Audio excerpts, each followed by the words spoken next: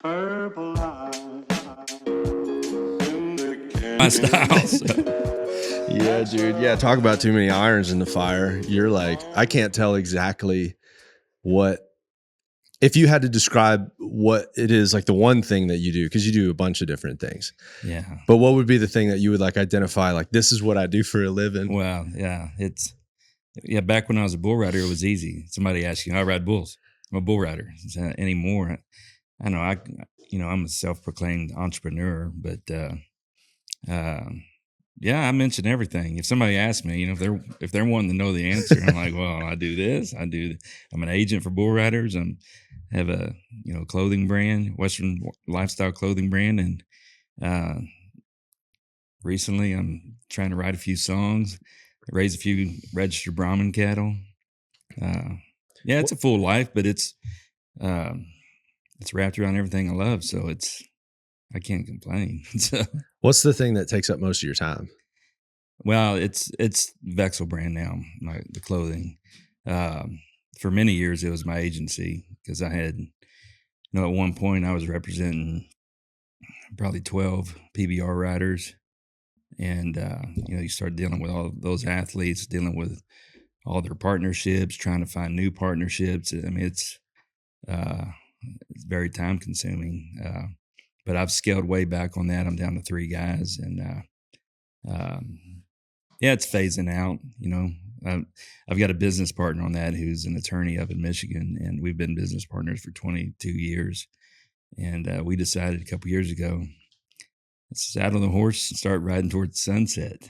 Because it's all good things got to come to an end, but they're not coming to an end right now. It's still Derek Kababa, who's on the tour. We still manage some deals that we have with JB Mooney and then Cody Teal. And then I'm helping Wiese Shala. That's kind of not, that's more related to my clothing brand because I've sponsored him since he was 12. But I'm managing his partnerships as well. But so that part's not just disappearing. It will within the next 5 to 8 years probably. But yeah. So did you have an agent when did you ride professionally? No, I didn't. You like just high school rodeo? Pro rodeo. Oh, you did? Yeah. Oh, okay. Yeah, I had my pro card and did the rodeo lifestyle for a number of years. And you were grinding. Yeah. I mean, it was fun back then, right? You didn't really think of it as a grind. It was just, I mean, there's no better lifestyle when you're single, not many bills, right? You're just on the road with your buddies. And yeah, I wouldn't trade it for the world, but that experience. Yeah. It's not overly glamorous though, when you're actually doing it. No, especially back in those days, right? It wasn't like, I mean, what people see today, they turn on CBS Sports and there's bull riding. Yeah, it wasn't that, it was back in the day when, before the PBR even started. So it was, no name town rodeos. And a lot of people liken the music thing to rodeoing, or at least playing and touring live and stuff like that. Yeah. It has some similarities, but the main difference that I've noticed is why people do it. Mm-hmm. I find that there's a little bit typically there's a lot more like genuineness and authenticity and just a love of the game within rodeo. Because you occasionally see the glitz and the glam and the lights and the action and the cameras, but like more often, like unless you're in the perf, like there's a lot of stuff where you're just in slack. Granted, some of the rough stock stuff is different, but you might not get nearly as much attention as people might think. In music or the entertainment business, it's all about attention, right? So there's some people that just get into it because they're addicted to the attention and not necessarily like maybe the craft of songwriting or just because they love music. They're in it for the result. Yeah. Right. But I find that anybody that rodeos, there's so much loneliness and so much money that you lose and so much alone time. You really have to be in it for the love of the game, more so than music, in my opinion. Yeah, that might be the case. It's, the loneliness, maybe not so much as people might think, because compared to music, I mean, obviously you're traveling with a band and you've got road crew or whatever. So you're around people. But when you're rodeoing, you typically have 2 or 3 guys that you're going with. So, it's not like you're by yourself. I mean, there are those moments where, your 2 traveling partners are hurt and you got to keep rolling, right? So it does happen from time to time. But yeah, but isn't there even a loneliness? All of it's riding on your shoulders. There's nobody to it's nobody to lean on. no, It's it's win, it's because of you. You lose, it's because of you. it's a lone wolf game. Yeah. I mean, per se, I mean, it doesn't feel that way necessarily when you're out there because you're with your buddies, they're helping you. When you're in the chute, pull your rope. So it doesn't feel like, oh my gosh, I'm by myself out here. This is horrible. It does feel like you do have a team, but when it comes down to competing and doing your craft, yeah, it's all on you. So there is that aspect as well. But yeah, back mentioning slack, there's not as much slack anymore for rough stock. But back when I was riding, I remember getting on an NFR bull at 9 a.m. in Wilcox, Arizona. I was like, "What? This is." I mean, I'm glad I had this bull because I could win. But at 9 a.m, I mean, come on. And like part of it too is like if you were to cover, it's like what. This isn't even get in your the score, and there's no applause. That's what I'm saying, dude. So that's like you really have to be in it for. Oh yeah. You got to. Well, I mean, if you're going to be a professional rodeo athlete, I mean, you've got to love it. I mean, if you don't have a love for it, you're not going to win. Probably, you're not going to make it. You're going to fade out because there's elements of it that suck. I mean, too much driving. I mean. I don't miss that part. I mean, when I was younger, it was great because I hadn't been to California. I hadn't been to, the Northwest. So I was just on this vacation of seeing all these places I'd never seen before. But once you get further in your career, I've been here. Then that's when it really becomes a grind because now it's just I got to go to, especially the 4th of July, right? When you're trying to hit so many rodeos in that 10-day period.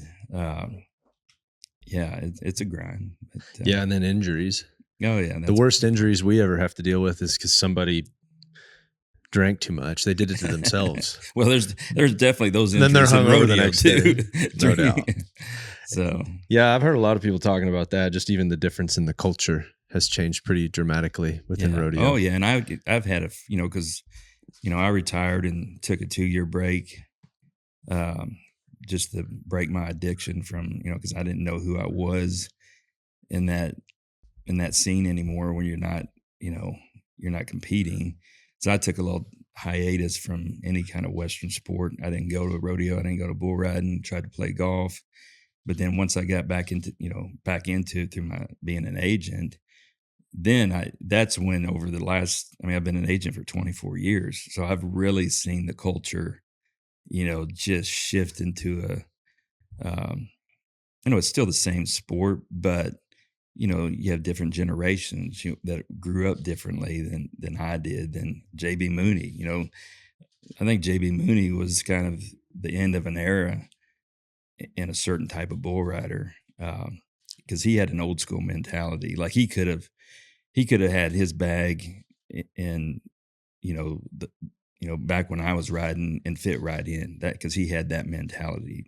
But he really is the last of a dying breed from that generation, I feel like, or that kind of bull rider. Now it's more, they're treating it more like a sport. A lot of guys work out. I can't remember if anybody worked out when I was riding, but these days those guys take it serious, as they should, right? They're professional athletes. So I don't mind seeing some of the change, right? But that's probably one of the reasons I'm like, it's time to move away from being an agent for bull riders because, it just, I kept getting older and the bull riders just stay the same age. You're just dealing with 20-year-old bull riders. Right. And I was able to hang in pretty well, by, them knowing that I rode bulls. So there was kind of a mutual respect there. I could walk in the locker room and I was just one of the guys. Right. But anymore, I start seeing that separation to where now I'm at a point. If I walk in that locker room, I'm like, I could be all y'all's dad. So it's like, it's just this doesn't hit the same. Interesting. I would find that it would be the opposite. Like it would work better because you're more of a representative on the Yeah. business front. I would think that it would work better if you were further in distance and age. I mean, maybe it could. Not for me though, because I that was part of my whole why on doing it was I wanted to make bull riders more money outside the arena. And that was my sole focus the whole time. It wasn't about making money. I knew if I did my job, I made them money, I'd make money because it's a percentage gig. And I wanted to make an impact on their lives, and I did. There's, I can't too many to count, but one in particular, he owns 600 acres in Oklahoma. He used all of his sponsor money that I got him to buy that land, and he owns it free and clear. And that's a lasting impact on his life. So that was my why, is to make a lasting impact on those bull riders' lives. When you were riding, did you see a lot of guys that maybe just didn't make wise decisions? Well, I still see it today. You still see it? Yeah. I mean, it's, do you feel like that's changed? Yeah, probably a little bit, because you're dealing with more money for one. It's, maybe not, not life-changing money for everybody, but enough to change your life a little bit to set you up when you retire, that you don't have to go shoe horses. You can hire somebody to run a business, or you can start your own business to where you don't have to go get a 9-to-5 job. It's those guys are making enough money outside the arena to where if they do it right, they can set themselves up for the future. Yeah. So what was the big transition when you decided to, I guess you quit? You said you took 2 years off when you were pro rodeoing. You said you took 2 years off. Did you come back and then you went? No, I didn't ride again. That's when I quit riding. I took a 2-year hiatus. Gotcha. I didn't go around Western sports. What'd you do? Well, I finished school. I went to a graphic design marketing school. It's kind of a specialty school, and finished up and started a job with a label company doing designs for them, and then started my own freelance graphic design business. So I was, moving on. It's time to move on. And I just knew the reason I didn't go around it, because like I said, I didn't know who I was in that setting. And if I was going to go, because every time I'd gone to a rodeo or a bull riding for 15 years, I was entered. So I'm like, well, if I were to show up, I'm like, what am I doing here? I mean, I've seen enough bull riding and rodeos. I don't need to come watch. Right. And so it's almost like a drug, right? You have to, because I could have kept riding. It wasn't a physical deal. It was a mental thing, right? You get to a point to where the risk isn't, the reward isn't worth the risk anymore. When I quit, I just had my first child. So, my life was changing, and it wasn't, I'm like, it's not fair to this child for me to go be that selfish and do that dangerous of a thing. And it's different for every rider. Once they get to that point, they have to work. Somebody needs to write a book on it, really. And there might be a book on there, because I think it's an issue for all athletes that compete at a certain level. Who they were is coming to an end. Now they have to figure out who they are moving forward. And it's probably happens with NFL players, MLB. I'm sure, it's the same type of mental issue that you have to work through to get to the other side. But yeah, or even the idea of how selfish should you be? Because some of this stuff is all just a pipe dream. There's things that I could have done with my life and probably made more money. Definitely made more money. Been more efficient with my time. I even had opportunities to do other things and make more money. Heck, I mean, I could just be a horseshoer now. Yeah. And make more money. Yeah. And so there's always a question of, I guess there's a level of selfishness. I don't have any kids, and it would definitely change if I had kids. Mhm. Because I've heard some folks tell me at all costs I was just going to make this happen, no matter what. Yeah. Even if they had kids and stuff. And I'm like, ooh, at all costs? Like, Yeah. you sure?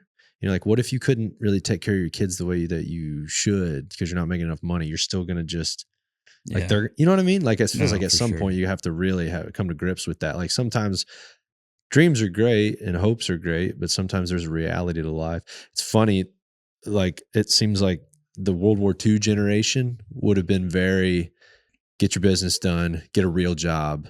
There's no time for all this dreaming and stuff, right? Yeah. And then so maybe like the baby boomers they got hit with a lot of that. And then I think the baby boomers taught their kids to dream big. So it would be like the millennials, dream big, chase your dreams. Yeah. So you got a bunch of kids running around that are like, like you go into a coffee shop now and now it has some mission statement and huge story about why we started making coffee this way. It's like, bro, you make coffee. Stop. Not everything has to like change the world, Exactly. And there's a reality to life of, I feel like when we're like kind of moving back to that a little bit, I've had those conversations with myself that we've been afforded opportunities to dream. Yeah. Like not most generations haven't even had the opportunity to dream. Yeah, exactly. And maybe in some ways it's gotten a little out of control. And I mean, I'm the pot or whatever the kettle pot calling the kettle black. Like I'm here in a freaking video studio. Yeah. No, I think dreaming is, I mean, I'm a big believer in, I don't think, there's a culture out there that, they're, Steve, you want coffee or anything? No, I'm good. They're, chase your dreams, follow your dreams. But really, if you look at it, I look at it from a different perspective. I don't think enough people are following their dreams. Really? Because I hear too many stories. You talk to Joe Blow, that, how's it going? Job sucks. I'm just like, man, there's no way to live. It doesn't have to be some, I think sometimes the definition of dreaming, there's a, people think, oh, it's being a rock star, it's being a pro athlete. Yeah, there's those dreams, but be real about it. Mm-hmm. Have a realistic dream. I'm not going to go play in the NBA. If I had that dream, that'd be dumb. That's a dumb dream. Yeah, delusion. So I think, reining in your dreams to match where you're at. That's what I see people needing to do. Right? Is if you're because I hear too many people complain.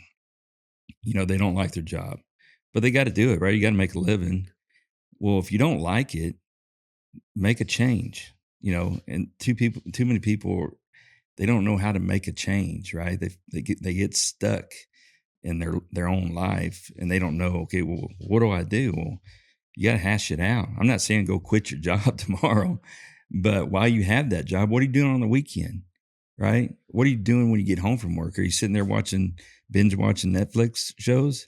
Well, maybe instead of do that, maybe start writing down some ideas on figuring out, okay, what can I do to make a shift to where my daily life, I'm excited to get up and go do it.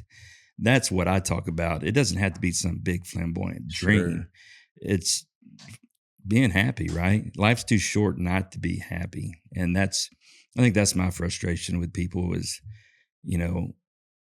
or if you're going to complain about it, but not do anything to change it. Yeah. I don't want to hear it. No.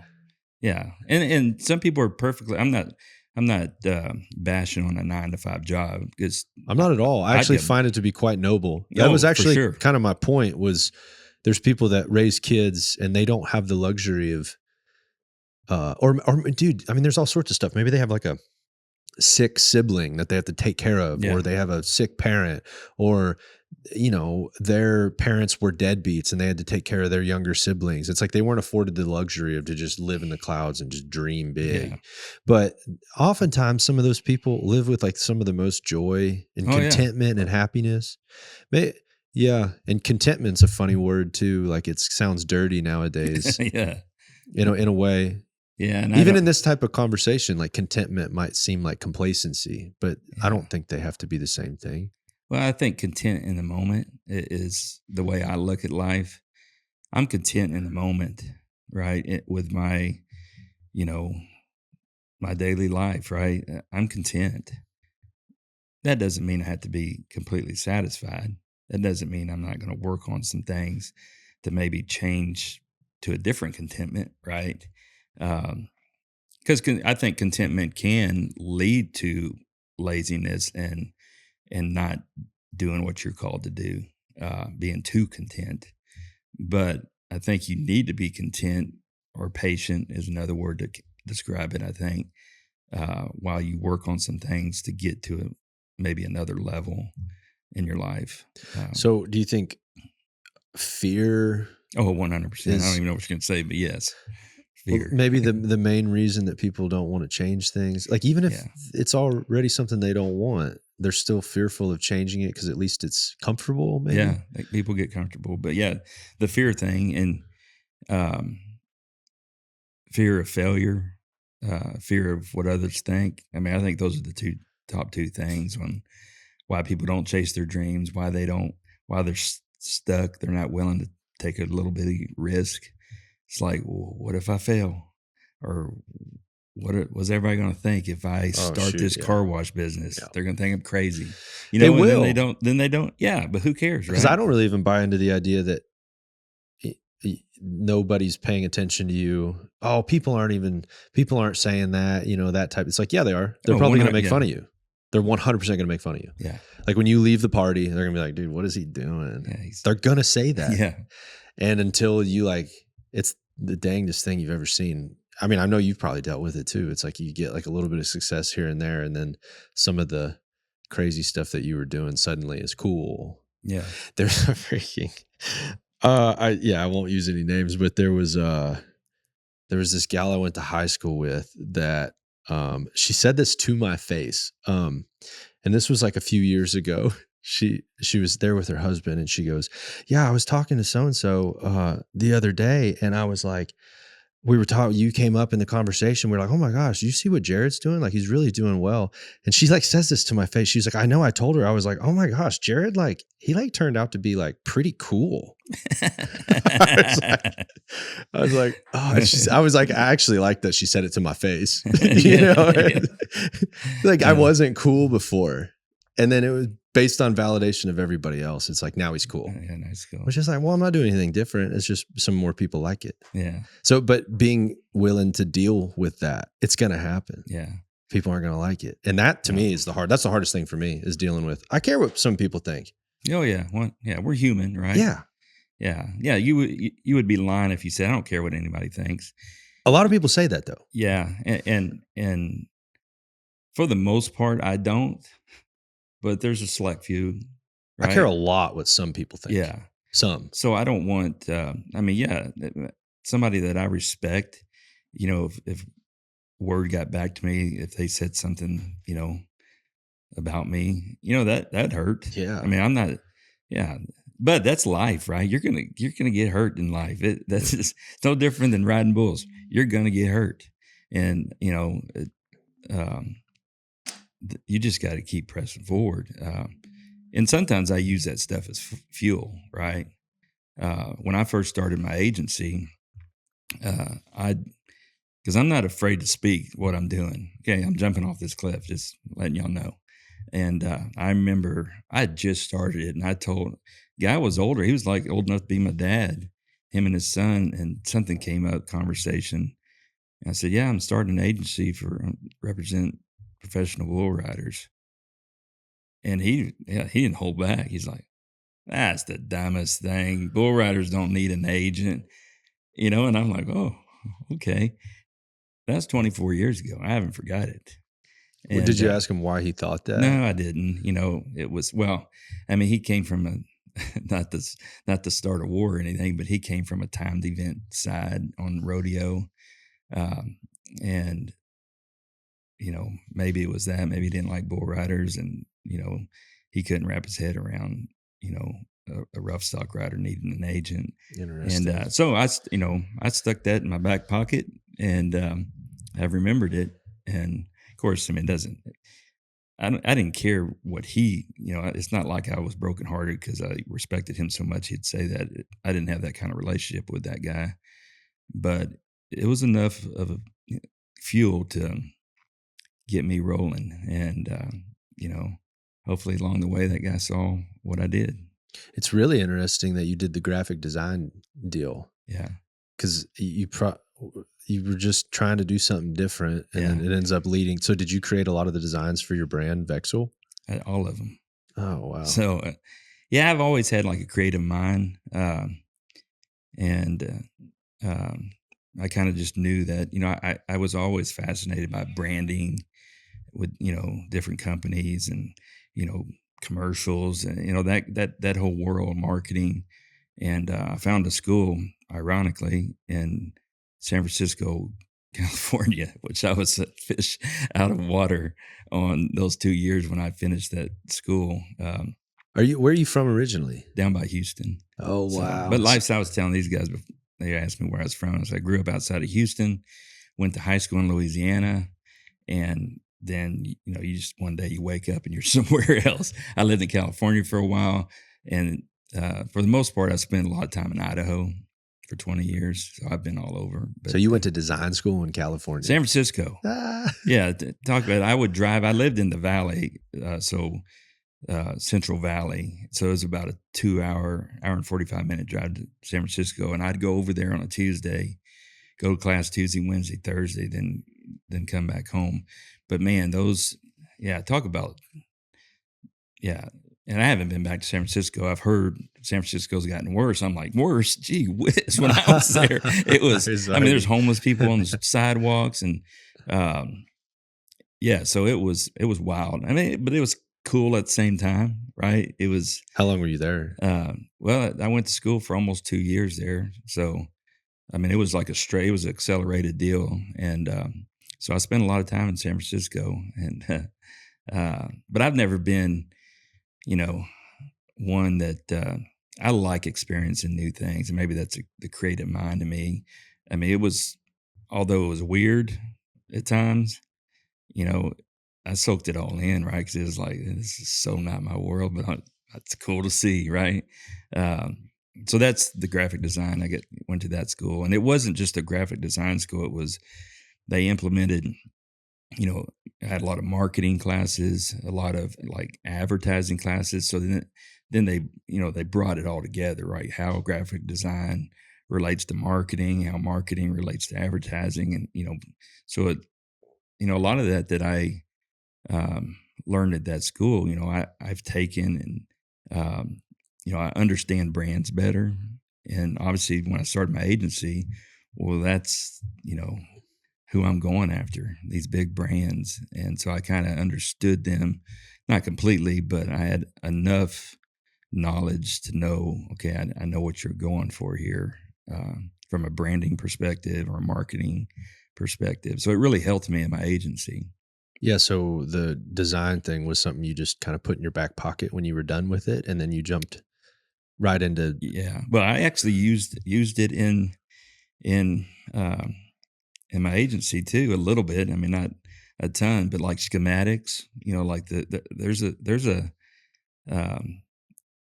vest. The vest the guys wear, and a shirt schematic that I think some other agents are probably using. And I designed it. I did it because you could do a mock-up, right? If you're trying to pitch, Monster Energy, you put the logo on the vest so they get a visual. Okay, this is what the gear is going to look like. So yeah, I used it even in my agency to some extent. But on the front end of going to design school, did you have a plan that was what you were going to? Oh gosh, okay. No. When I was going to school, that was in my hiatus from. I didn't know if I'd ever go to a rodeo again in my life. Right? So you graduated and. Yeah, I started working at a label company. I was designing labels for all kinds of food brands. And then I started my freelance graphic design business and was doing like local, logos for the region, construction companies, whatever. Then I got a gig designing because I had experience working for that label company. I started designing packaging for some food plants, like frozen fruit brands. And so that's when I started the agency. That's how I was making a living through that business.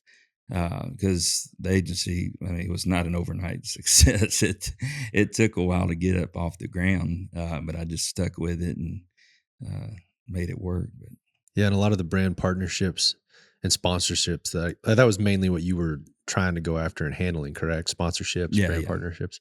Was that a lot of relationships you already had? No, So that was all stuff that you no. Yeah. To start, it was because this was back when the PBR was just starting to, grow, and I learned in a hurry. I'd bit off more than I could chew, maybe, because I was trying to call companies, right? Oh, here's what I'm doing. I'm amped up about it. Let's go. You need to sponsor a professional bull rider, but I I learned in a hurry that I couldn't use the acronym PBR because they didn't know what it was. Are you talking about Pat's Blue Ribbon? I mean, what are we talking about here? PBR. What year would this is That would have been like 2000? 2002, Yeah. 1, 2. So Isn't that wild that just doesn't feel like that long ago? no, and today, and to show the good work that PBR's done and how they've grown. I mean, I feel comfortable calling any brand, and they'd know what I was talking about. Yeah, there was just massive growth in the early 2000s Yeah. for the PBR. Yeah. Huge. Yeah. Oh yeah. I got a front row seat to it all, and hopefully I was, an intricate part in helping them grow because I brought Monster Energy to the sport, so. And obviously they're the title sponsor now, so that was. That's pretty cool to look back on and see. It's probably impossible to draw a straight line to how did you get Monster Energy. I'm sure that was a gradual process. Yeah, it was. I mean, it wasn't overnight. It was. That was 2000. We brought their first year. They had a team of guys in 2011. So probably 2008 was when we started knocking on their door. We had a guy helping us because really it becomes a numbers game when you're trying to find partnerships. You're just trying to have a conversation, get to the right person to have that conversation. And so we had this guy helping us just knock on doors, and I was too. And he's the one that knocked on the Monster door and got it open. And then the plan was if he got a contact, then I came through the door. And that was, he'd been knocking for a year and a half. And then once I got in the door, it took me a year and a half to get him to do anything. So yeah, a lot of those logos you see on TV, they just don't show up out of thin air. There's some groundwork behind the scenes that happened. But yeah, once they got on board, once I got them to a live event, and that was my goal all along, especially with a brand like that. They're already in extreme sports, right? Supercross, skateboard, and all that. So I said, okay, I need to get you to a live event so you can see with your own eyes that it's just not a bunch of rednecks getting on farm animals here, right? So, and I did. I brought kind of. Well, yeah. I mean, it depends on the angle you look at it, but I brought the guy Mitch, who at the time was the director of sports or director of motorsports for Monster, and but the reason he's from Alabama. And that was a key element in the whole story because they're a Southern California company. And next thing I'm talking to a guy from Alabama, I knew I had a shot at that point. And if I would have talked to some Southern California suit, may not have gone my way. But as soon as I heard his accent, I was like, okay, we got a shot. And there was something sort of synonymous with the PBR, the Monster or the Monster sponsorship and logo with the PBR was so kind of iconic at the time. Oh, yeah. I couldn't really even separate them. And Rockstar. I remember Rockstar being like really. Yeah. Well, they were, when I brought Monster on, Rockstar was the official energy drink for the PBR. And then because the PBR doesn't have any rules, you can bring whoever you want. And so I'm like, well, I'm going after Monster. They're way bigger than Rockstar. Now you're saying like for your individual athletes, not that I didn't work for the PBR. I worked just for the athletes. So I'm all about the athletes. Did you buy into the PBR? No. You never, okay. No, I was really, kind of an outsider in the PBR because they knew my agenda and it was all about the athletes. I wasn't about, I supported the PBR because that's where my athletes competed and made money. But when it came to sponsorships, my time was because back to my goal, right? My why was I don't want to make the PBR money. I want to make the bull riders money. So that was my focus all along. So it worked out with, Monster getting, obviously they became a PBR partner. And after I created that team of riders, in 2011, I had a 4-man team of riders. They just showed up, right? All of a sudden, Monster's involved. And I told my guy, Mitch, I said, hey, and him and I became pretty close. And I said, hey, now that, the PBR knows you're interested in their sport, they're going to come after you because they know you have way more money than Rockstar. I said, they're not going to come to me, even though they know I brought you. I just know how it works. His name was Mitch. Mitch, yeah. And he was at Monster. Yeah, he's still now he's the VP of sports marketing. Holy cow. So he went up the ladder. But he I've got total respect for that guy because he told me, he goes, look, about a month later, they reached out to him and he called me. He goes, you're right. They contacted me. He goes, but I got your back. He goes, they want to have a meeting. He goes, fly down. You're going to be at the meeting.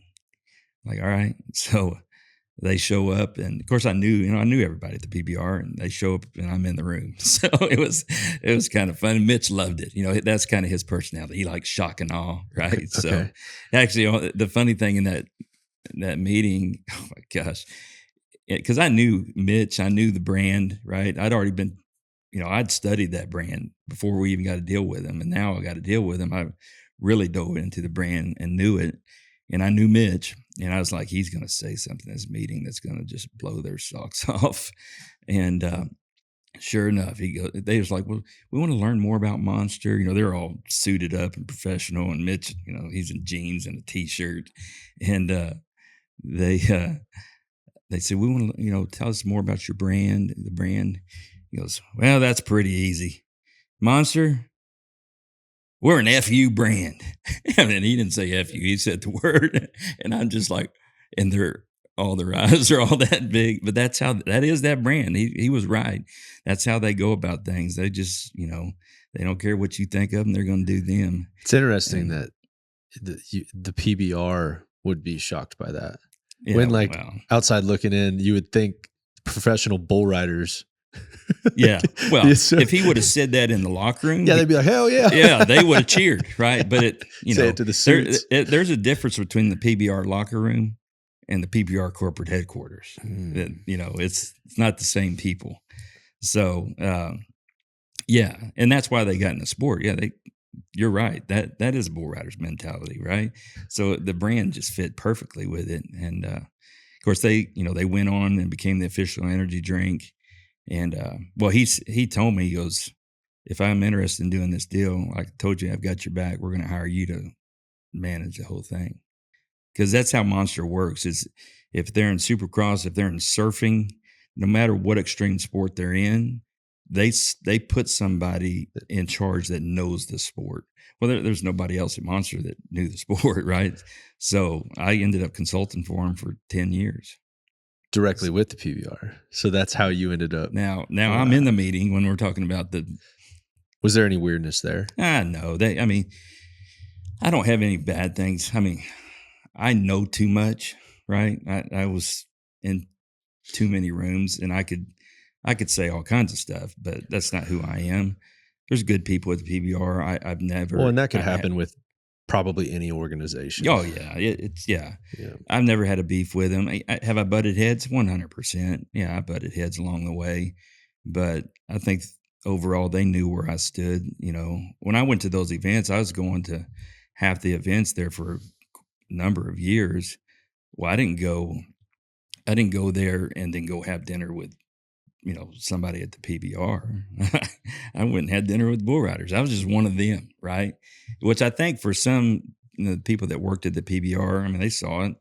I think it was hard for them to wrap their head around, Yeah, but you had rode too. You came out of that world. Yeah.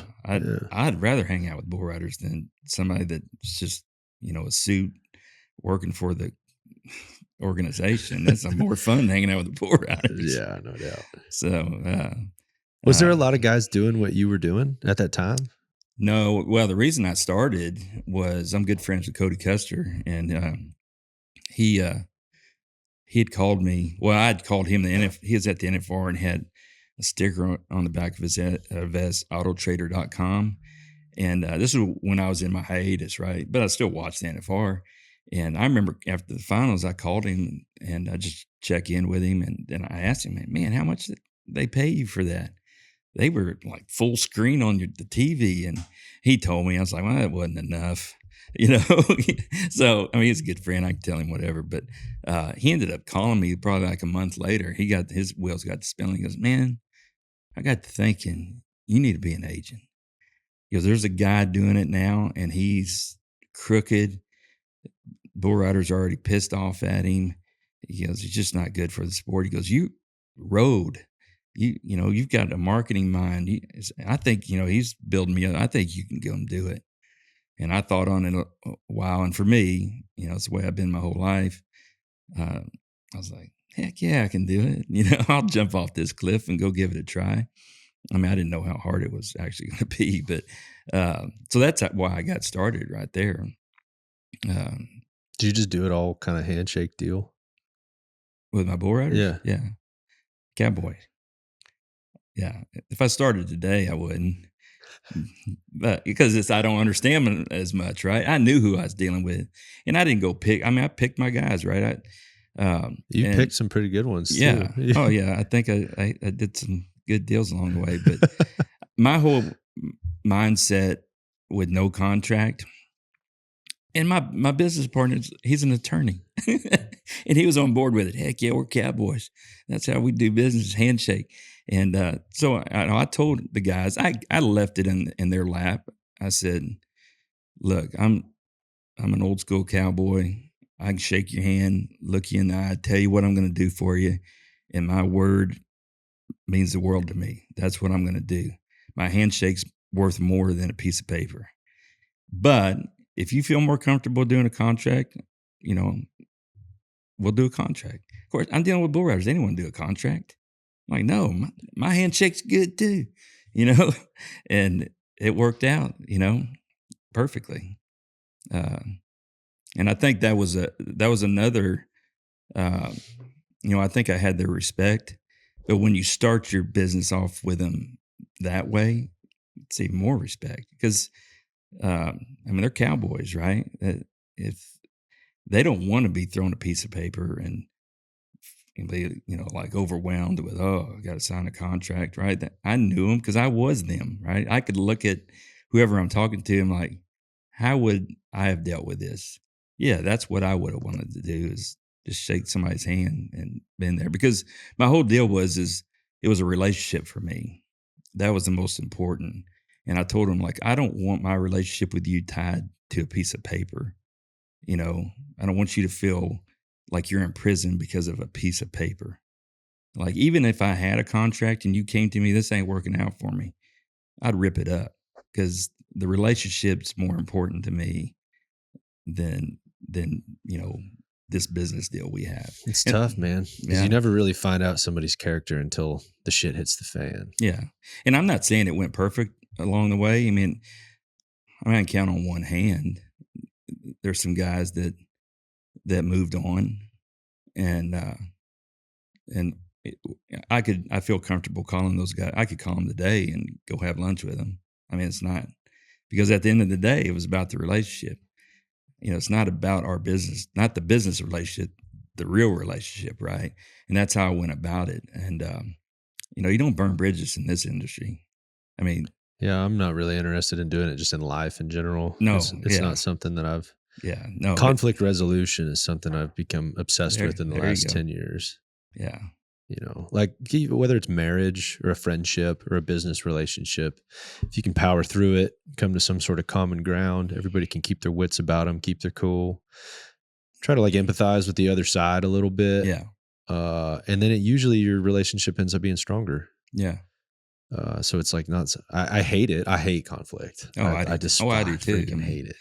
I mean, maybe there's some people that love it, but There's some people that like to stir the Yeah. pot and do that Yeah. whole thing. they Act like, thrive off that, which I never understood. But yeah, like just be a troublemaker, Billy Badass kind of thing. I've never well, that's a really- good. I like you've learned that at a young age because well, I struggle with it for well, sure. I mean, yeah, no, like I said, nobody's perfect, but the sooner you can grasp onto that, that's going to put you leaps and bounds above other people that haven't down the road for sure. I hope so. Yeah.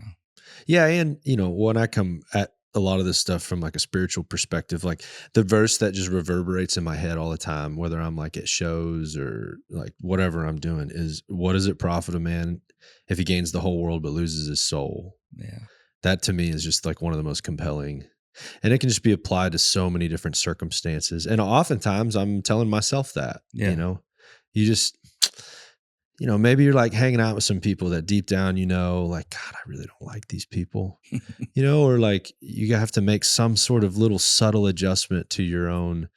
Maybe they say something you disagree with, and because of who they are, you don't call them on it, or, Yeah. whatever it might be. And you or you might see the way some other people act or operate, and you can almost just see like the world chipping away at their soul. Yeah. And then they just get a little bit further down the road, and then they're kind of devoid of any, Yeah.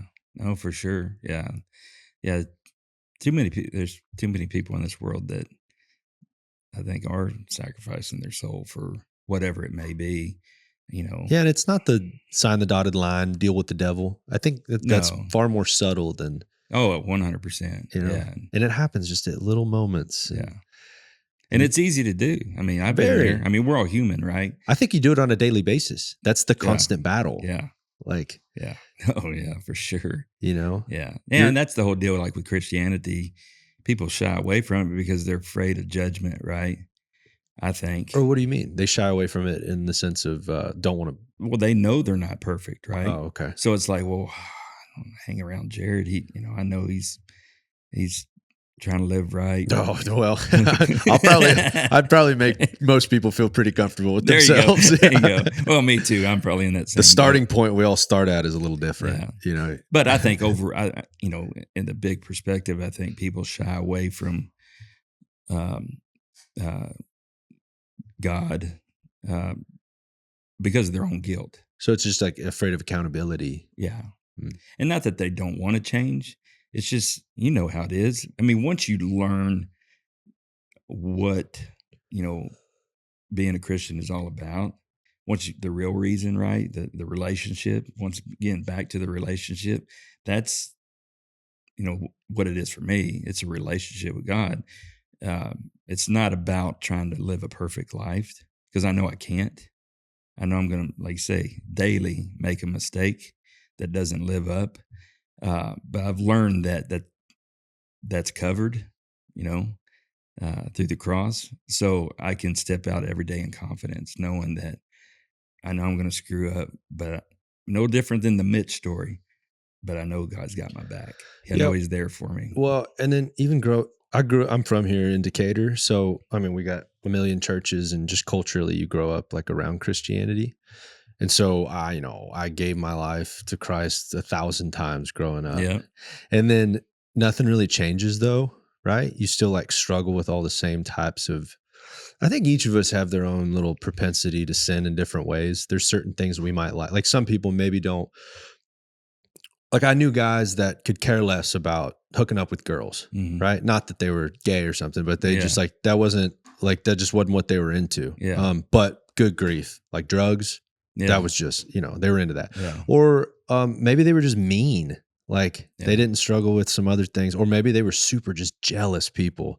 But then in other areas of their life, they were seemingly like pretty good dudes, but they just had this little jealous thing. I think we all struggle with like different little kind of like proclivities to certain types of sin. For sure. And what I had noticed growing up is like through the preaching of the gospel at most churches and stuff, they never talked about the change that happens. It was always like you have to change and maybe sin less to be Christian, right?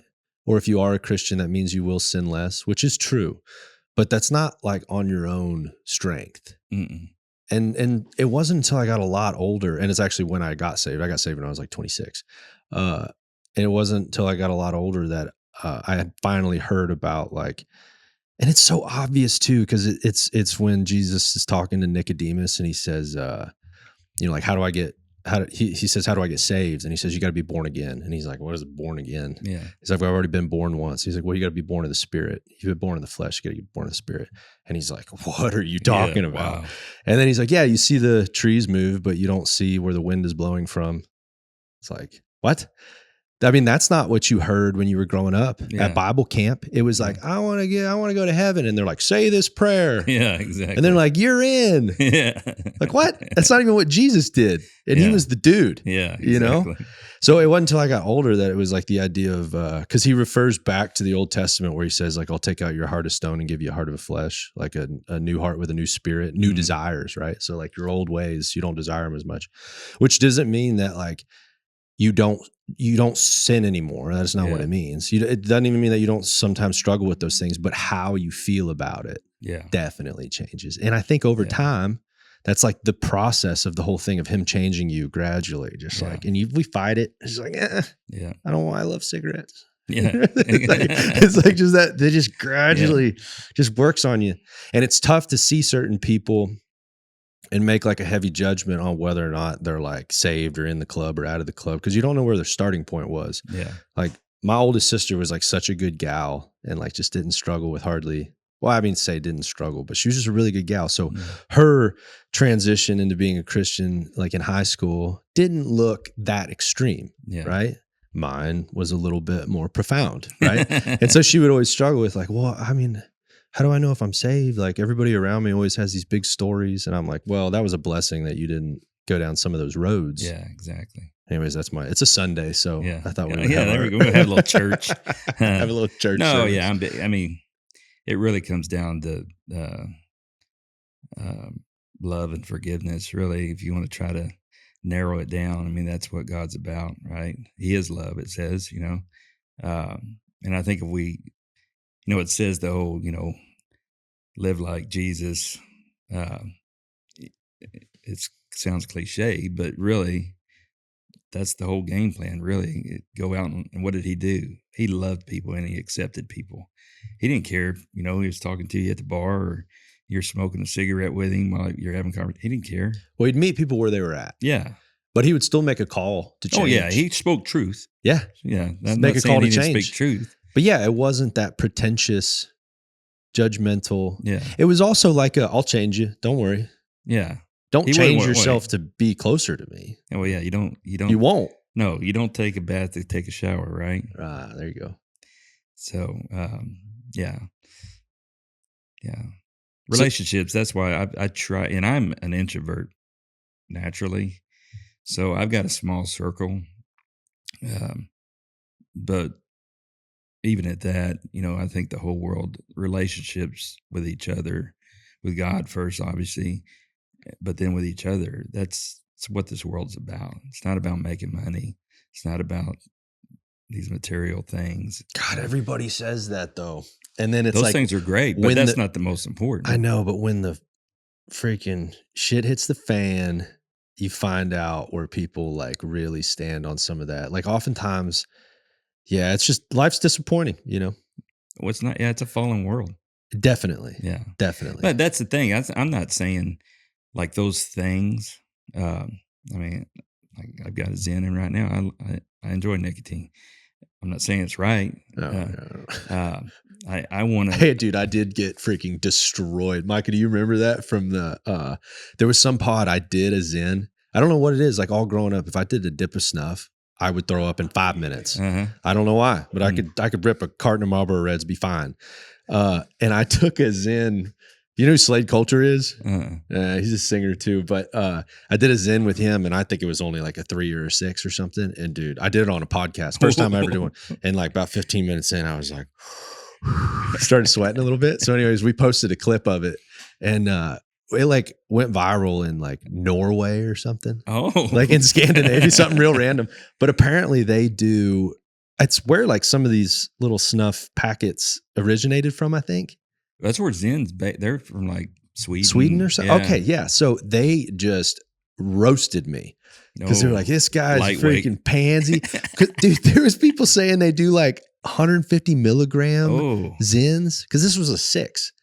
So they said that he's like, I pop 2 150s every morning. Gee, I was like, dude, I would die. They're on another level. I would literally die. Well, I've got, funny thing is, a buddy of mine who lives in Austin, he found a store and they had some 9s. And he sent it's Zen, but he sent it to me. That's a 9? You got 9s? Oh, there you go. But the 9 Zen was from, like, it's from overseas. And he sent it to me. He sent it to me about a month ago. It's still sitting in my truck. Dude, I'm already I starting thought to about sweat. it, like popping one of those before I came in here. I'm like, you know what? I need to test one of those out when I'm by myself. I'm not going to do that on the podcast. I wonder why that tears me up. Because I got a buddy that dips snuff, but if he smokes, like, he could have 1 cigarette and he's like, got to go to bed. Yeah. Well, I used to do Copenhagen, and I remember when the Zens first started coming around, I was in the locker room at PBR, and somebody had some, and we're having a conversation. I'm like, I don't know about those. I'd never had one. And Chase Outlaw comes walking in there, joins our conversation. He goes, what are y'all talking about? These Zens. He goes, oh, man, I tried one of those. It knocked me on my ass. I'm like, if it knocked you on your ass, I ain't touching them. No kidding. So, but I remember when I first, gave up the tobacco and started these. Yeah, it's a transition because it's kind of a little, it hits a little different. A little pokier. Yeah. Yeah, dude, I can't dip. But I used to chew Red Man. Oh, yeah. Like I used to chew Big just spit. loose leaf. Oh, God, I loved it. It tastes like raisins. Yeah. It's the best. I'd buy that plug tobacco. I don't do that anymore. I cut that one out, thankfully. But just those blocks. Yeah, just take a of chew, Levi just Garrett. bite off Dude, of there it. was just Oh yeah, they used to make those Red Man. Remember in college, this kid always had them. They were like, those jerky sticks. Yeah, that Red Man like that. He's ripping out. Yeah, man. Yeah, I think that's plug. Yeah, it's plug. Yeah. Well, and then I saw people in Scotland that I almost got some, but they wear it like a necklace. Of tobacco? Yeah. It's a necklace of loose leaf, and they just take off a bite. But I don't really know. I don't know how they keep it attached. I think they tie it off after they bite it. That's wild. I think it's in Scotland. Huh. That is probably so wrong. But I think I read it somewhere one time. I know. I can't. Scotland, I don't know them for plug tobacco, but really? Maybe so. Yeah. I mean, I also didn't know that about Scandinavia with tobacco. Yeah. And genetically for them to be able to just do. Yeah, that seems crazy. But although I did know a guy that he used to work with my brother at Yeti, and my brother was telling me, and he was, I guess, had a past history of, bad drugs. And he got obviously clean off of that, but now it was something, I can't remember exactly. I'd be lying if I said the number, but it was something like 50 mg, it was like crazy. And like he was getting these special ones from overseas. Okay. That's what he did. I was like, oh my gosh, at the time I wasn't doing it. I'm like, that still sounds like a lot. I don't even do it, but it seems extreme. Yeah. Well, genetically they like clearly have some thing where they say they help your think. It helps you think. Nicotine. Yeah. Dude, what they don't talk about with nicotine is artery damage. It causes arterial damage. It does? Yeah. Plaque buildup. Just a straight nicotine. Yep. Just nicotine. Thanks for telling me. Yeah. I learned that one. Yeah. That one is true. The plug tobacco in Scotland. I'm not positive that's true. We'll have to Google that one. Did you say your brother works for Yeti? He used to. He did for 8 years. How many siblings you got? 2 younger brothers. Oh. So now he started their whole when they hired him 10 years ago. I can't remember exactly when it was. He ranch and rodeo manager. They created a new position and he got hired. Is that when they started doing some of those what features of like different rodeo? Like they did that one with was it Begay? Or who was it? Yeah, my brother did all that. He was all in Was charge. that with who was that with? Yeah, he did. They did a feature on Derek. Yeah. I'm pretty sure that's the one thing. It was like really slick. Yeah. No, when he told me he was interviewing for that job, I was like, man, you got to get that job. Because I'd already been knocking on Yeti's door probably for 2 years. And I'd had a couple email correspondence. I couldn't get them to bite. And so when he told me he was interviewing for that job, I'm like, oh, you need to get that job. I'll make you look like a hero. You know, big brother makes the little brother look like a hero. Man. And he got the job. And I was like, here's the plan. I said, for the finals, the PBR finals, I'll cut you a sweet deal. I mean, they got to pay some money, but I'll cut you, sibling deal to make you successful, make you look good, and hopefully we can go bigger from there. And yeah, sure enough, you can go back and see the pictures. That finals had a Yeti patch on JB Mooney, I think on Chase Outlaw. It may have been only those two. And I knew, I told my brother, like, JB's going to win. He's going to win the world this year, and you're going to look like a hero. And sure enough, JB wins his first world title with it's not even the logo they use now. It's like a white patch with a blue Yeti on it. You go back and look at some of those pictures, and now you know the backstory on that. Was that the first year he was there? JB? No, your brother. Yeah, he hadn't even been there a year. Yeah. And of course, now he can go, we got the world champion bull rider, JB Mooney. And so he got a victory. And we started the sponsorship program, and they still sponsor. JB. They sponsor my other guy, Derek Obaba, and Cody Teal. It's still going from however long ago that was. How did JB come about? How did you? Because you've had him since he started. No, since he started. Okay. It was JB was his mom handled all his stuff for years. And JB didn't care about it. He didn't want to deal with that. He just wanted to be a wild bull rider, right? Yeah. And because I was consulting for Monster Energy, and I wasn't going to go try. I don't try to get involved with family stuff, right? I don't want anything to do with that. So I respected, okay, your mom does all your stuff. But once I started consulting, me and Mitch talked, I'm like, man, we need to go get JB Mooney on this team. So I went and talked to JB. I knew him already, right? I seen him at the events and talked to him and got the deal done. I can't remember if that went through his mom or, all the stories blend together anymore. But anyway, got him on the team. And then it wasn't long after that, a year later, he had a falling out with his family, and he was needing an agent. He was wanting an agent, and he talked to me, and then he talked to another agent. And I know what sold him on him coming with us. Obviously he asked around, guys we already represented on how we did business. But, the handshake cowboy deal was obviously right up his alley. And then I told him, like, look, anything you have right now, I'm not going to touch. I'm not going to take a commission off of it. Whatever sponsors you have now. We'll do whatever we need to do to keep that relationship going. I said, but we're not here. We're here to get you new sponsors and take care of you. And he just, I think he respected that. And, he decided to go with us. It worked out great. When was that? And I don't know. Quite a while ago? I'm trying to think. It had to have been, 11, 12, around 2014. Yeah. Somewhere in there. When did he retire? 18, 19, 17? No, time flies. Oh, yeah, you're right. It was Remember, he broke his neck. He went, from the PBR, he quit going to those, and then he rodeoed his last 2 years. So that was just a couple years ago, I think.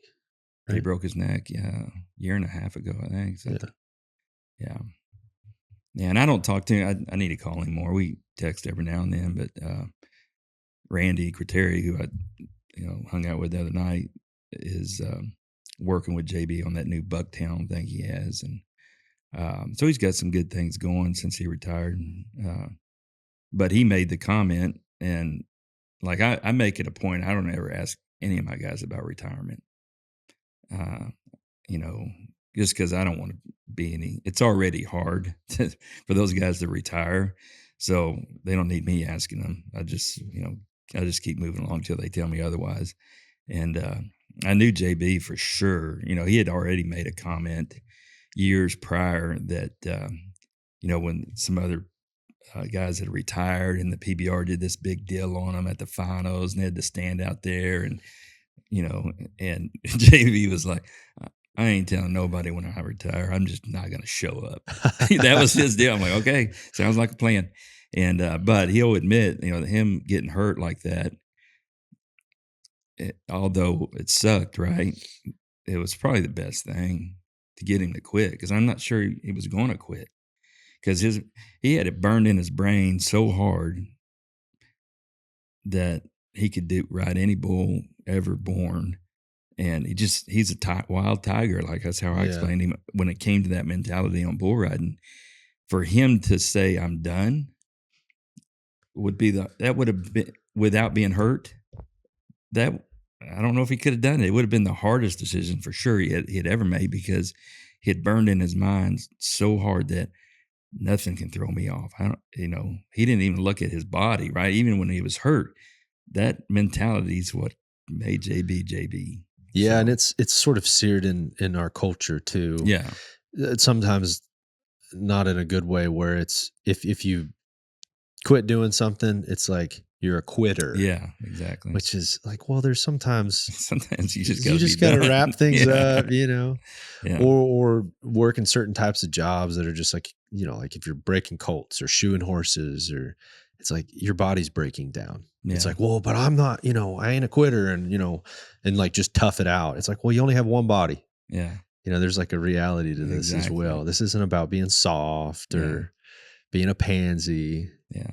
No, and that was probably the whole us scaling back on, XD Sports, the agency, is, there's been some major changes happening with the PBR the last 4 years, with the whole team deal and the individual tour, going from where it was just year round to now it's, scaled down. And that probably had a lot to do with me making the decision, okay, it's time to go a different direction, or this not be my main focus, at least.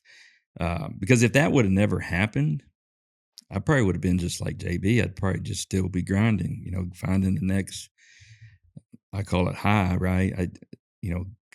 Go get some brand that has nothing to do with Western culture and get them to spend some money in this. That was my high over the years. There were few, they didn't happen every day, right? But, from Monster Energy to, the Yeti deal to Levi's, to, on the rodeo side, I did Team Chevy Rodeo. Those big projects are what kept me going. Yeah, the little ones were fine. I had to do that to pay the bills and get guys paid. But I was always focused on who's the next big one that we're going to bring and shocking all the world that they're involved in professional bull riding. Right? But that's where you transitioned into doing this clothing brand. Yeah. Well, I'd already started it, which my wife, we're different, right? Opposites attract. She's more security, I'm like, well, you're going on a ride married to me. Well, fortunately, you guys are different enough. That's good. My wife and I are like the exact same. Oh, great. Oh, man. If me and my wife were the same, we'd be broke. Well, there you go. Nice video studio here. Yeah, I got a barrel racer wife, and she's got a musician husband. Yeah, that's just, all I see is just money flying out the window. Bro. But fortunately, we're dreamers for sure. Yeah, well, that's cool too. But that would be that's a challenge for sure, because my wife keeps me grounded. I do what I'm going to do, and she knows it. oh, you're jumping off the cliff again. Good luck. Uh-huh. That's kind of her. I mean, she's used to it now. We've been married 15 years. And, but like when I remember when I started Vexil, because it's 10 years old now. So it was in the heat of the battle. Like I was gone every other weekend, traveling, working on all these big deals, and just decided to start a clothing brand. She's like, "What are you doing? Like your plate's already overflowing. You like that? You just like stuff falling off your plate." I'm like, "Yeah, it's fun." But anyway, So I've been doing that for 10 years. But no, it is demanding. The last few years is demanding more of my time to really take it to the next level to where I see it. I can't just half-heart it. I need to be more involved. Yeah, the in clothing brand thing nowadays is interesting. Yeah, no, it's because it's like a lot of people are just like slapping something on a hat, yeah, and then they have a clothing brand. yeah. It's like, well, oh yeah, okay, yeah. I've seen that too. Like like I said, even before the reason I got into graphic design and all that, I've always. I mean, I can already tell the way that your logo is embroidered onto the hat, like how much work goes into getting that done. Yeah, and even sourcing somebody to make that and embroider that and stuff, yeah, is a lot of work. yeah. It's And then doing we've got some patches that are really detailed, but yeah, no, but just like gluing on a thing is like, okay. But I've seen it over the years that even since I started Vexil, really, I really started paying more attention to all these new brands just show up. Next thing you know, I'm getting served an ad for, Joe's Cattle Company or whatever their brand is. And like since I started Vexil 10 years ago, I don't know what the number is, but there's been a ton of new brands trying to crack into what we do, who he does into the Western world. And there's been some that have been successful, right? I mean, like Whiskey Bend, Red Dirt Hat, but then there's a ton more out there that are trying to do it. The great thing about me, I had all the tools to start it. I was a graphic designer. Yeah. Most people that are out there starting a brand, they got to go hire a graphic designer. They have to maybe hire somebody to run their social media. And I'm like, man, thank goodness I can run on a lower budget because I don't have all this outside expense. Like I said, that to this day, all the designs I still do and I enjoy it. Yeah. That's the fun part for me, right? It's coming up with something new that I haven't seen, right? But still falls in line with the culture. Like we've got some caps that are bull hauler.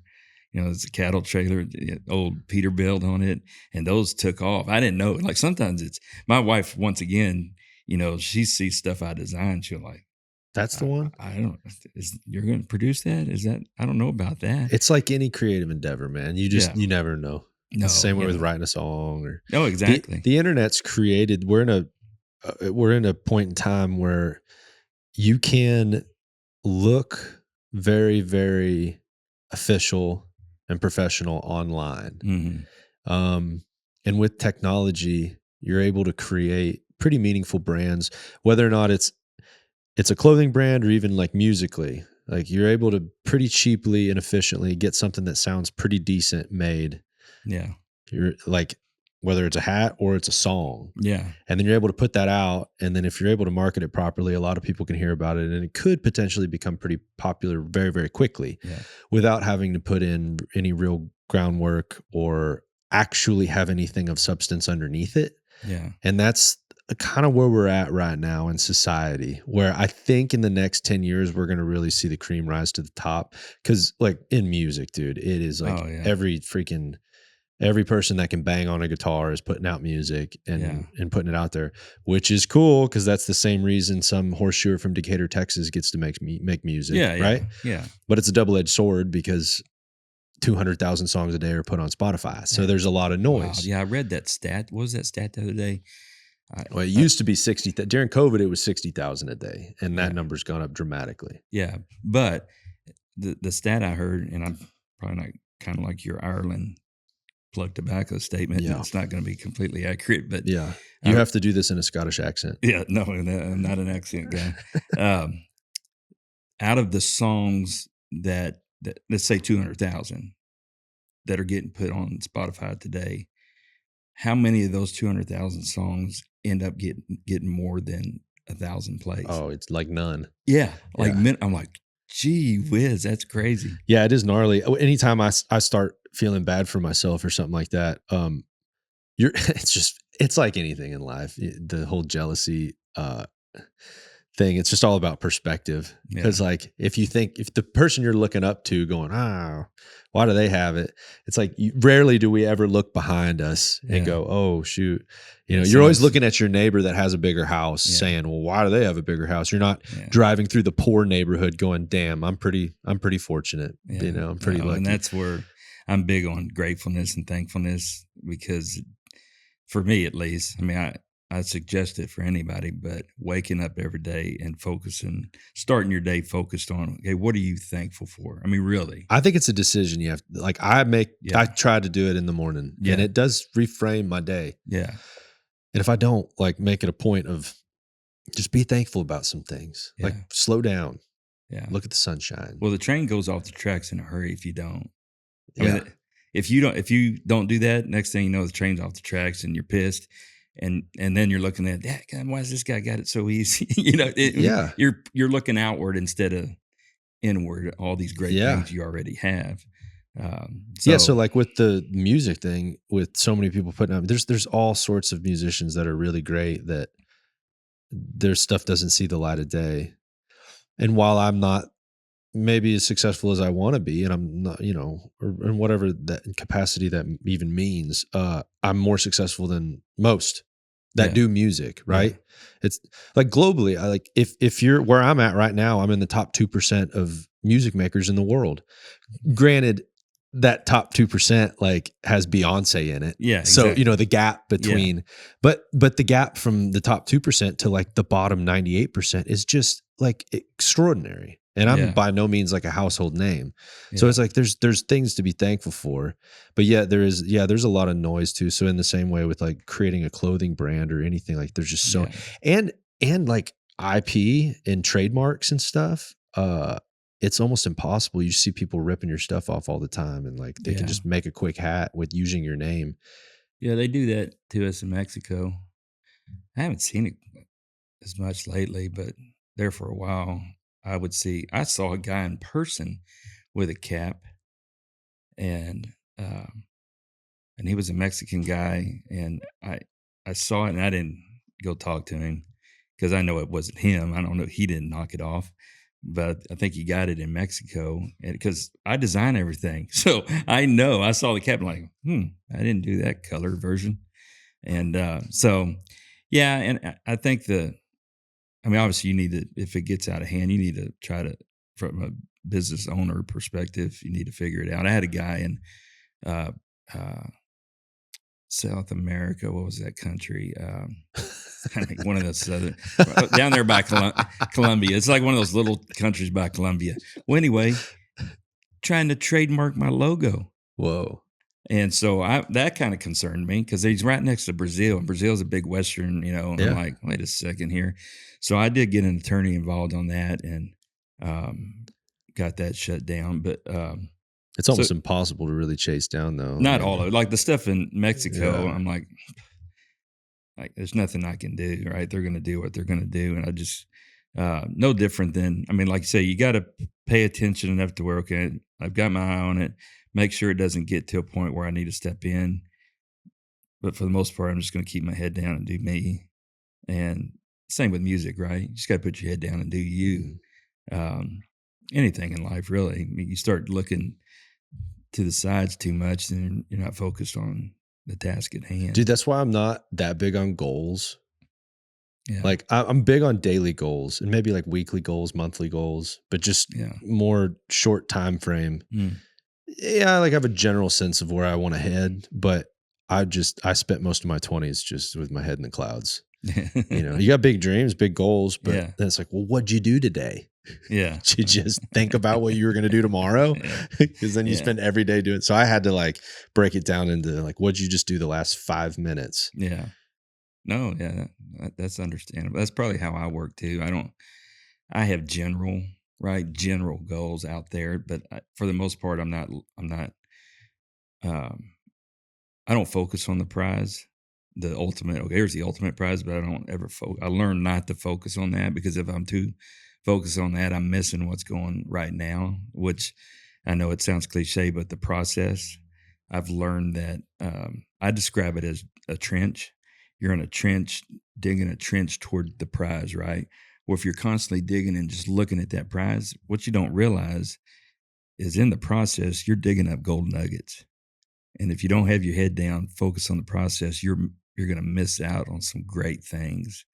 Yeah, So, and some of that, I mean, that kind of ties it up in a bow to the beginning of our conversation too, about like what the meaning of life is, and happiness and joyfulness and contentment, like developing solid relationships and yeah, being able to enjoy the process. Yeah. Yeah, if you are just looking up the whole time, it's like, dude, your buddy over here like was sad. You could have been there for him. Like, Yeah. like how you do things and why you do it, to me, feels more important than really even what you do. yeah, There's some people that have pretty profound lives that they didn't make all the money in the world, and they maybe didn't do anything that special as a profession, but they had a shitload of people at their funeral Yeah. that they impacted, you Yeah. know, and that to me is like, that gives me goosebumps thinking about it, you know? yeah. No, yeah, it's about, like I said, once again, it's about the relationships and the goal. A lot of people, I think, get too focused on the prize. What they don't realize is when you get that prize, if you get that prize, then what are you going to do? Yeah. Just find another prize?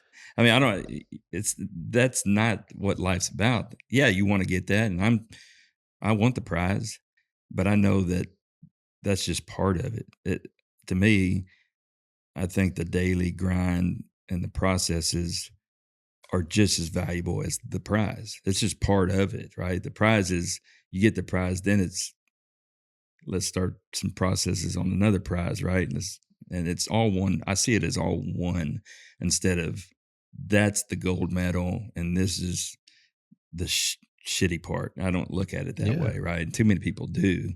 But like talking about goals, when I say I have general goals. I'm on a songwriting journey now that I started.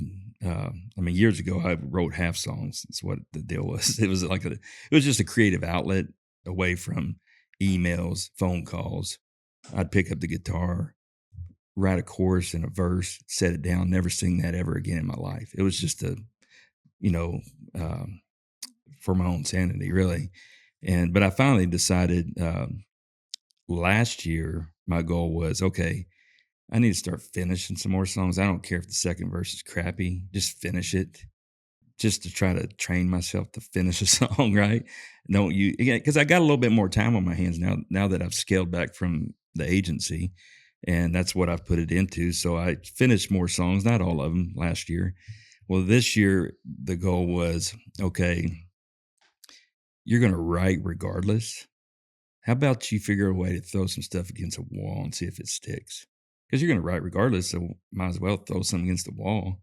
So I'm like, okay, let's use your connections, because that's what I've been about with my agency. I've got connections, and I use my connections. I knew Aaron Watson's old manager. He introduced me to Mitch Ballard, who's BMI. Do you know Mitch? Mm-mm. He's the head of BMI in Austin. Oh, gosh. So I went and had breakfast with him, and was telling him my story about how I saw songwriting, on the big scale, like Nashville. I'm like, I feel like it's just bubble, because I look at all the songs that are in the top 40, and I'm starting to see a pattern here. Oh, yeah. There's these songwriting pods. Yeah. I'm like, so I feel like I could write the best song ever written in the world, which is still great. But if I want to do something with it, I got to get in that bubble. Yeah. And I'm just kind of picking his brain, and he'd already heard my story. He goes, dude, you're one phone call away from the bubble. You're one step away from the bubble with your connections. Yeah, you're probably close. Yeah, you're closer to it than I am. Yeah, and I didn't really think it in that way. He goes, There's people in Nashville trying to do the deal day in and day out. You're 10 steps ahead of them. Yeah, you have to write a good song. That's just known, right?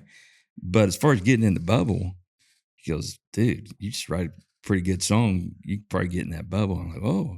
So that was, so that back to my goals, the reason I was saying this is my goals this year was to just try to make some moves with that. Not necessarily, I'd love to have a cut, but really just make moves. That's the process, right? Let's make some moves and, see where this journey takes us. So. That's amazing. I love the idea of people at different points in their life just going for some things that just putting themselves out there. Well, this one is it's hard to do, man. Yeah. I don't downplay that. I mean, it's crazy too. I mean, it's more just emotionally like, it's the fear of failure, hearing no's and I'm used to, and that's what I think, really, and it now it may sound kind of corny, but I feel like my whole life, I'm coming to, it's got me to this point, right?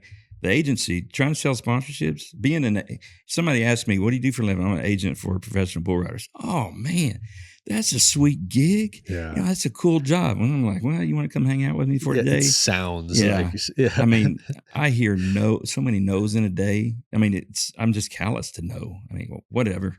I'm go find a yes. I'll go to the next one. There's no emotion. I've learned that, no is just to get you to the yes faster, right? Just give me a bunch of no's. So I know there's a yes up here, right? So I think all that I've done, starting a clothing brand, that wasn't easy, has led me to probably my biggest challenge I've ever challenged myself with ever in my life. And that's having the balls to think I could write something that a big artist would cut. I don't know if it's going to happen, but like I tell everybody, I'm okay with failure. I do that daily. I'm not okay with not trying because I'll never know, right?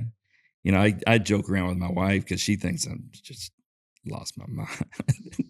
But I said, well, when we're old, rocking on the front porch and, drinking our coffee, and I get that phone call, I got a cut. Yeah. We'll celebrate. It's so cool, man. But once again, I've learned to enjoy the journey. So I'm not on a journey. Let's just go. Let's see where it takes us. It's something new, something challenging. And I look up to guys like you are doing the deal, right? I'm not a performing artist, but you're a writer, right? You've got a creative mind. I listened the other day. I hadn't heard it, that Anvil song you wrote, which I'll tell you this, I'm an old horseshoer myself. Really? Yeah. I'm so sorry. No. Well, I did it. My dad was a farmer, right? But he was a horseshoer too, on, just side money. And he, I was all focused. I'm a bull rider. He convinced me, he goes, dude, you need to go get some sort of skill that can make some money. Because he was trying to be nice about it, right? You need to figure out something. Pipe dreams here that you're going to need money at some point. I guarantee it. So when I was 18, I went, actually not far from here, Ardmore. You did? Yeah, for 2 months, whatever that school is. Yeah. Went and got that. And that was great. I'm glad I took my dad's advice and went and did it, because through my years rodeoing and, going, when I was college rodeoing in Big Spring, it was cash money here and there, just. Hell yeah. Oh, you need a shoe tacked on? Well, heck yeah, I can do it. Yeah. I got my stuff. Let's do it. So it was a great skill to have over the years. Yeah. I mean, I respect you for, doing the deal day in and day out. I got scars to prove. I got this scar right there from horse jerking back his back foot, nails still out. Yep. About cut my rib, about died. Yep. It's a rough gig. I've had some pretty bad wrecks. Yeah. Fortunately, I still have like a handful of customers that I shoe for. Usually on Mondays I go shoe. And it's like a good time to just, you get out and I don't know. There's something about just living a real life. It keeps you grounded and, some old nasty broodmare doesn't care that you just played in front of 1,000 people on Saturday night. Don't care. Just stomps. So do you write any songs in your head when you're That's usually where I write. That's cool. That's usually where I write.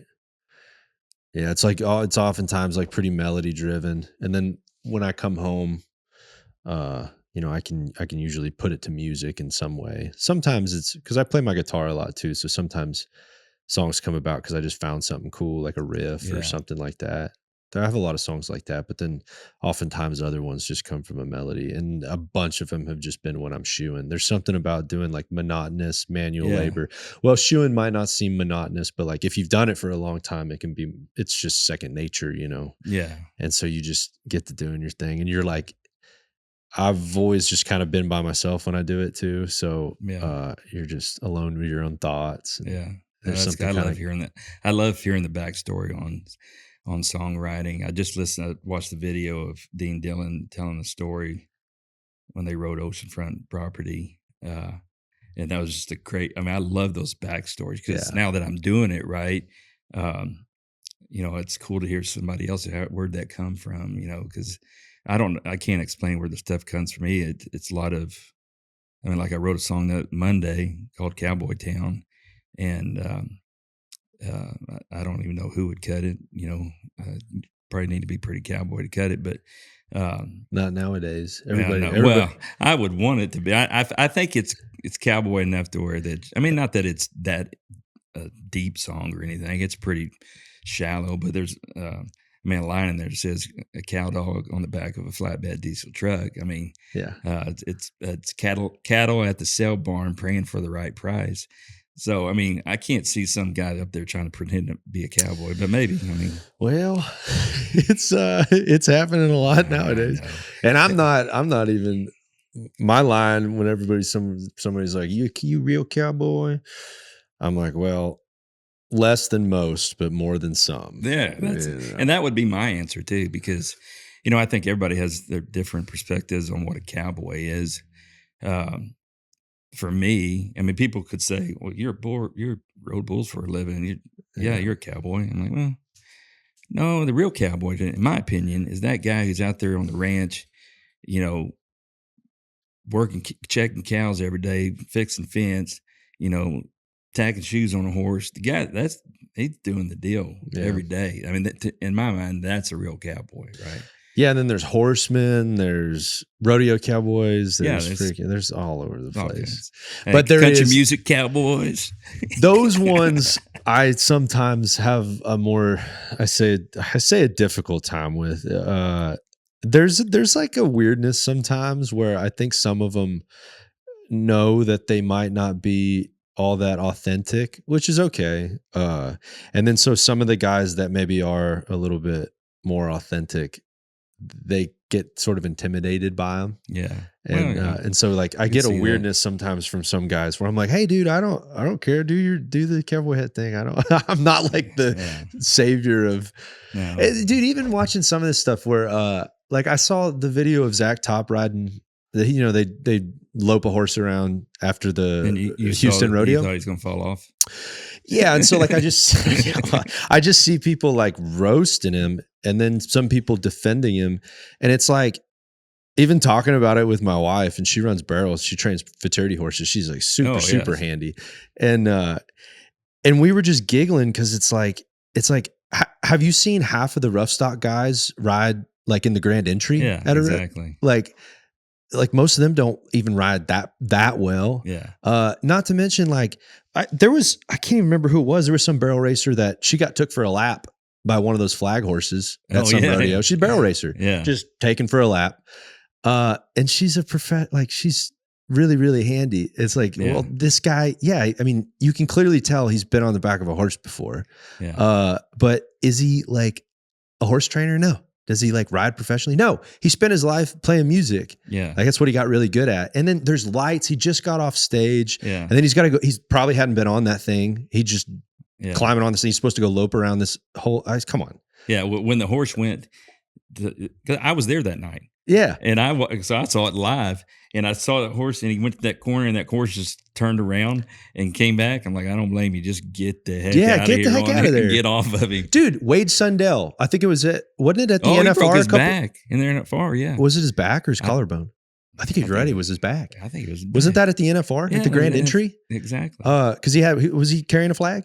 I don't know if he was, but he got bucked off. That gets Western anyway. You bet. Yeah, you need to be kind of cowboy to go. And so I find it ironic that a lot of the people that just know nothing. Well, it's keyboard. Yeah, and they know the least, and then they're the ones that have the biggest opinions. No, I didn't judge him on that. I could clearly tell, but But like, does he ride? Dude, watch most guys that like go day work or just cowboys. Like, watch them go trot a horse. It's like, it don't look particularly great. No, exactly. I mean, come on. No, I had respect for him. He could have said Hell no. yeah. He said, just put me in the back of a truck. No doubt.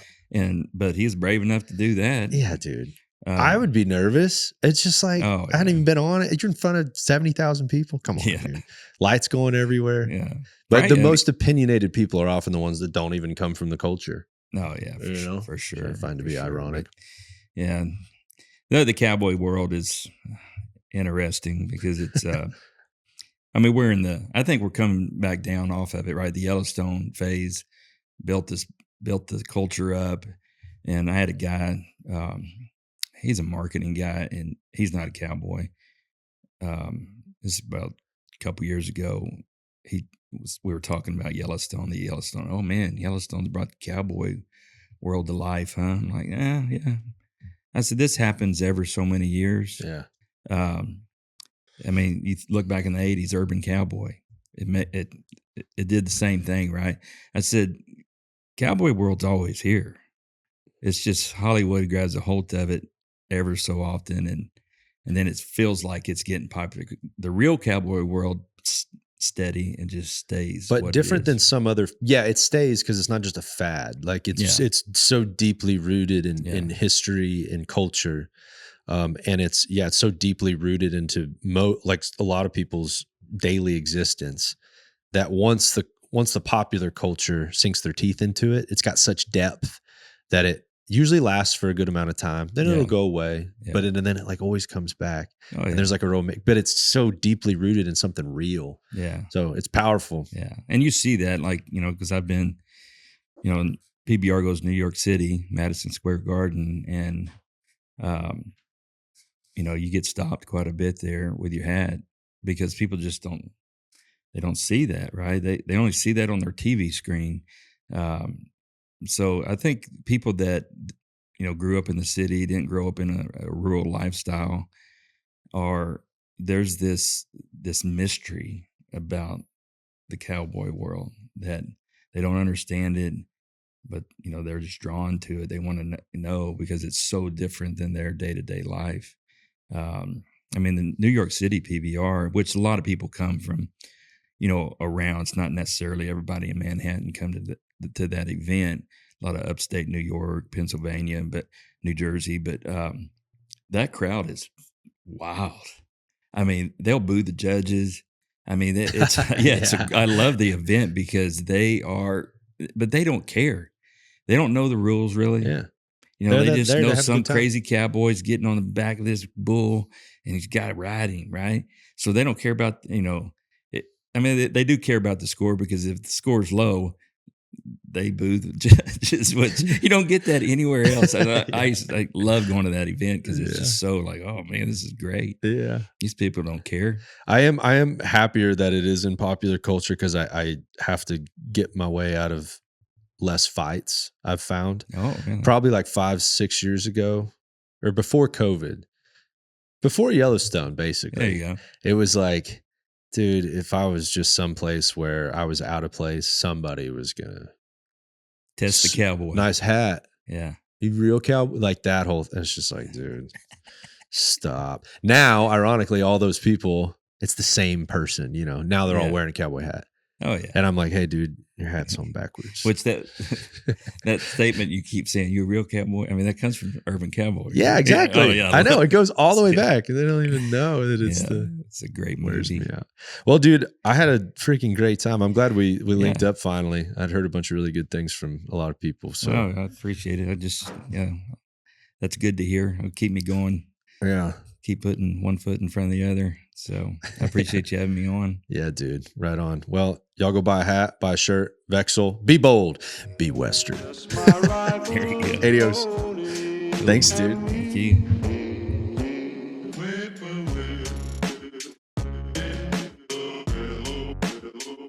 sing the sweet melody.